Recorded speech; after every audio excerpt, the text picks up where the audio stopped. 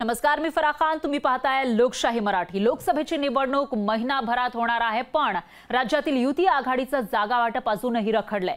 एकेका जागेवर मित्र पक्ष दावा ठोकतायत. एका जागेचा तिढा सुटत नाही, तोच दुसऱ्या जागेवरून वाद विवाद होत आहेत.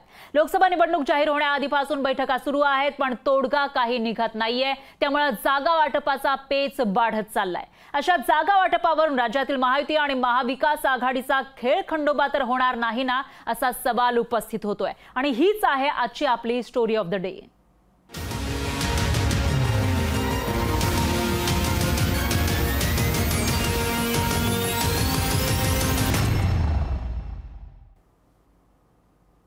महायुतीच्या जागा वाटपाचा पेच आणखी वाढलेला आहे. शिवसेना आणि राष्ट्रवादीने 28 पैकी जास्तीत जास्त जागांसाठी आग्रह धरल्यानं जागा वाटप जाहीर करता आलेलं नाहीये. उपमुख्यमंत्री फडणवीस यांनी डॅमेज कंट्रोलला सुरुवात केली आहे, तर फडणवीसांचा सागर बंगला या सगळ्या राजकीय घडामोडींचं केंद्र बनलाय.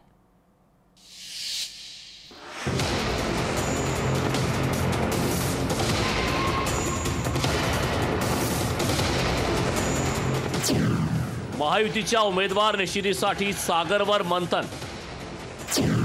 इच्छुकांची फडणवीसांकडे उमेदवारीसाठी फिल्डिंग.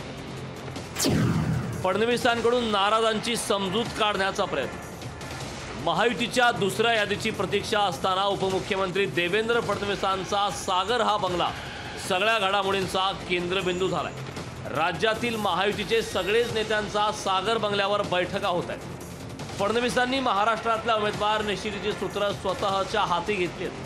त्यामुळे उमेदवार ठरवण्याआधी त्या मतदारसंघातील नेते सागर बंगल्यावर येऊन फडणवीसांची चर्चा करत आहेत. एवढंच नाही तर नाराज नेतेही सागर बंगल्यावर जाताना दिसत आहेत. फडणवीस स्वतः डॅमेज कंट्रोल करताना दिसत आहेत. अनेक जण मतदारसंघावर दावा करण्यासाठी फडणवीसांची भेट घेत आहेत. मागील 2 दिवसात फडणवीसांनी राज्यातल्या अनेक नेत्यांच्या बैठका घेतल्या. सातारा लोकसभा मतदारसंघासंदर्भात शिवेंद्रराजे भोसलेंनी फडणवीसांची भेट घेतली. पुण्यातील नाराज भाजप नेते जगदीश मुळीकांचीही फडणवीसांनी समजूत काढली. अहमदनगर दक्षिणबाबत राधाकृष्ण विखे पाटलांशी फडणवीसांनी चर्चा केली. हिंगोली परभणीच्या भाजप पदाधिकाऱ्यांनी मतदारसंघासाठी फडणवीसांकडे आग्रह धरला. भागवत कराड आणि संजय किनीकरांनी संभाजीनगरच्या उमेदवारीवर चर्चा केली. रामटेकचे खासदार कृपाल तुमानेंनी फडणवीसांची भेट घेतली. धाराशिवचा उमेदवार ठरण्याबाबत तिथल्या नेत्यांची फडणवीसांनी चर्चा केली.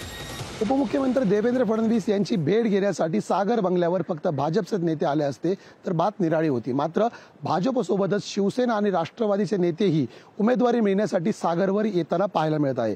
त्यामुळे महायुतीमध्ये फडणवीसच बॉस असल्याचं आता अधोरेखित होऊ लागलेलं आहे.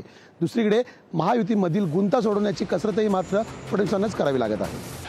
महायुतीचं जागा वाटप सहज होऊन जाईल असा दावा केला जात होता, पण आता जागा वाटपाचा तिढा सुटत नाही अशी परिस्थिती आहे. फडणवीस आता जागा वाटपाचा तिढा कसा सोडवतात हे पाहणं औत्सुक्याचं ठरणार आहे. चेतन नावरे, लोकशाही मराठी, मुंबई.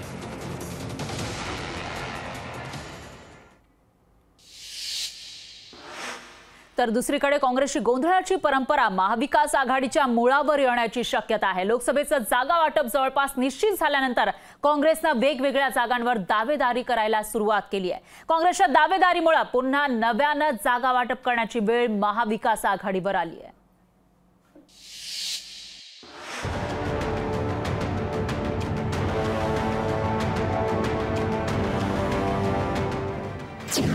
काँग्रेसमुळे मवियाच्या जागा वाटपाचा खेळ खंडोबा. मुंबईतल्या 3 जागांवर काँग्रेसचा दावा. ठरवलेल्या जागा फेरनिश्चिती करण्याची वेळ. काँग्रेस आणि खेळ खंडोबा हे जणू समीकरणच बनून गेलंय. काँग्रेस कोणताही निर्णय घेताना कधीच ठाम राहिलेली नाही. ही परंपरा लोकसभा निवडणुकीच्या जागा वाटपातही कायम ठेवली आहे. सुरुवातीच्या काळात मुंबईत काँग्रेसनं अवघी 1 जागा स्वतःकडे ठेवण्याची तयारी ठेवली होती. त्यावर काँग्रेसची सहमतीही असल्याची माहिती आहे. पण भारत जोडो न्याय यात्रेचा प्रतिसाद पाहून काँग्रेसनं आता पवित्रा बदललाय. काँग्रेसला आता मुंबईत लोकसभेच्या 3 जागा लढायच्यात. काँग्रेसकडे उत्तर मुंबई मतदारसंघात साधा उमेदवारही मिळत नव्हता. असं असताना काँग्रेसनं शिवसेना उद्धव बाळासाहेब ठाकरे पक्षाचा बालेकिल्ला असलेल्या ईशान्य मुंबईवरही दावा ठोकलाय. जिथं काँग्रेसचा जनाधारच नाही अशा जागेवर दावा करून काँग्रेस मित्र पक्षालाच अडचणीत आणण्याचा प्रयत्न करत असल्याचा आरोप होतोय. सर, मुंबईतल्या किती जागा काँग्रेसला मागितलेल्या आहेत त्याबद्दल काय सांगाल? नाही, तसं आम्ही मागत असताना 3 मागितल्या आहे, चर्चेमध्ये आहेत. निर्णय तो शेवटी अंतिम नंतर होईल. काँग्रेसनं गोंधळात गोंधळ घालण्याची परंपरा महाविकास आघाडीतही आणली आहे. काँग्रेसचा आडवा आणि जिरवा धोरण मित्रपक्षांबाबत कायम राहिल्यास त्याचा मोठा फटका लोकसभा निवडणुकीमध्ये बसण्याची शक्यता नाकारता येत नाही. अजय अडसूळ, लोकशाही मराठी, मुंबई.